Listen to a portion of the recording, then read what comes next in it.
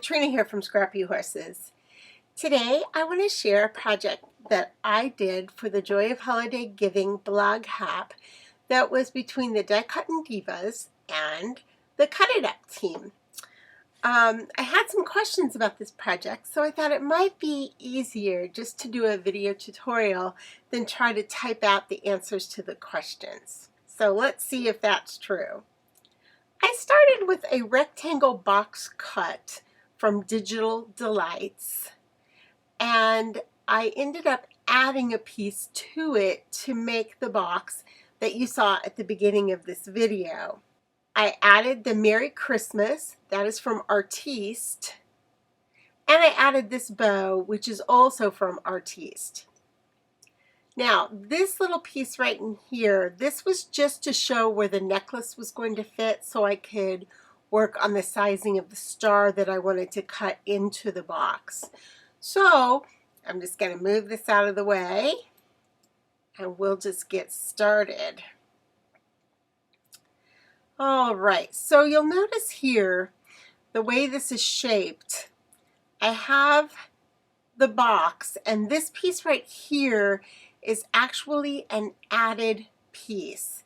So how I did that added piece was I came over here to insert shapes. I picked up a square, which is going to be up here. And I figured out exactly how long and how big I wanted it. So I knew that I wanted it to cover this area right here. So to do that, all I had to do was just match it up here, unlock here, pull this over, and then pull it down. And that's going to give me the size that I need. Now you'll notice that I went over a little bit wider than what I actually needed. I did that because when I attach it over here, I'm going to need a little bit of room to make that attachment. So I'm going to go ahead and move this out of the way. I can bring this in. I might be just a little long here, so I'm going to shorten it up just a smidge.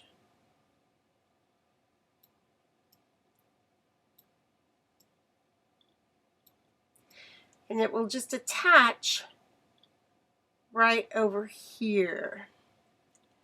Now, the easiest way to figure out exactly where you want this piece to go is to, again, come over and insert shapes and pick up score lines. If you pull the score line down, come over here to edit. I want to rotate that 90 degrees. So I'm just typing in on my keyboard 90. And then I just come over and click this. Now I can move this right down here. And that's going to show me exactly where I want to insert that. All right, so see how I did that? I just pulled this in, pulled it right on top of the line there, and that tells me exactly where that's going to sit.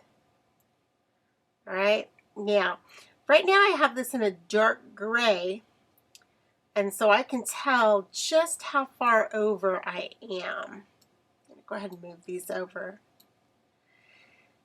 I'll go ahead and come back over to layers, and this right here is this square right here. I'm going to go ahead and pick that up. I'm going to make it white. I'm going to move my score line out of the way. I'm going to select this whole piece. Okay, and I am going to weld that together. So right over here in this panel, I can just hit weld, and you'll see that it just welded it right there. Now, for my star, okay, I need to move that back to the front. And how I did this is, again, I brought in a couple of score lines. So I'm going to come back over here to this panel that says Insert Shapes. I'm going to grab a score line. I'm going to grab one more score line. So I have two score lines there.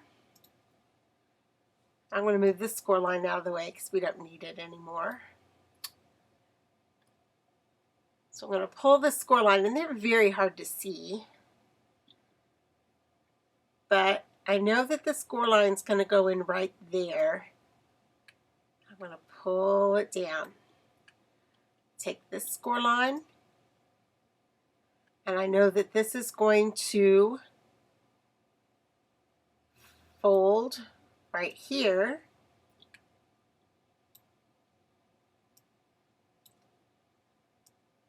And just inch it over just slightly here. Sometimes the score lines are a little difficult to grab. There we go. And so now I know exactly where my star is going to go because I can position it right between these score lines. Okay? Now, to slice this, I'll show you this. To slice this, I can go ahead and select, but I'm going to have to move those score lines because it's not going to let me slice because those score lines are there. See how this is not lit up? So if I just come in and take these score lines and move them away,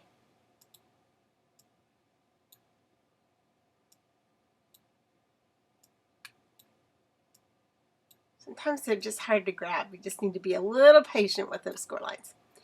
All right, now I come back and I do it again. I select my box and my star, and now you'll notice that over here the slice is lit up.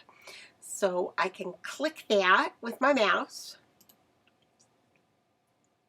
and it slices that star right in the box.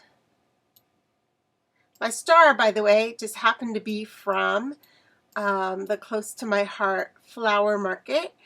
But you'll notice that if you just want to cut a star, if you go to Insert Shapes, the star is one of your choices up there. Okay, so when you use Design Space, you have a choice of these different shapes that you can insert. All right, so moving along, now I have all of this done. I went ahead and put in score lines. Okay, so I don't want to forget to tell you this, so I'll put it right over here. But when you put in your score lines, what you're going to do is, I already put them all in because I didn't want to struggle with getting the score lines where they belonged. So I went ahead and put them all in before. But you remember how we did that. We came over to Insert Shapes. We picked up the score lines. Then for the ones that run horizontally, I just came over into the Edit, and I typed in here 90. And then just click the score lines. Now a score line goes here, here, here, here. I ran one all the way across here. There's one here, and one here, and one right here. On this particular cut, when I did this step and welded this in, these cuts disappeared. Okay, so I had to just by hand make a fussy cut with a pair of scissors, or you could use a razor blade and or a craft knife with a ruler. But right here you'll have to cut, right here you'll have to cut, and right here you'll have to cut to make that box. Okay, now to attach your score lines, you can put all your score lines in at once, select your box and your score lines, come over to the Layers panel, and you can just attach. And now they are all attached.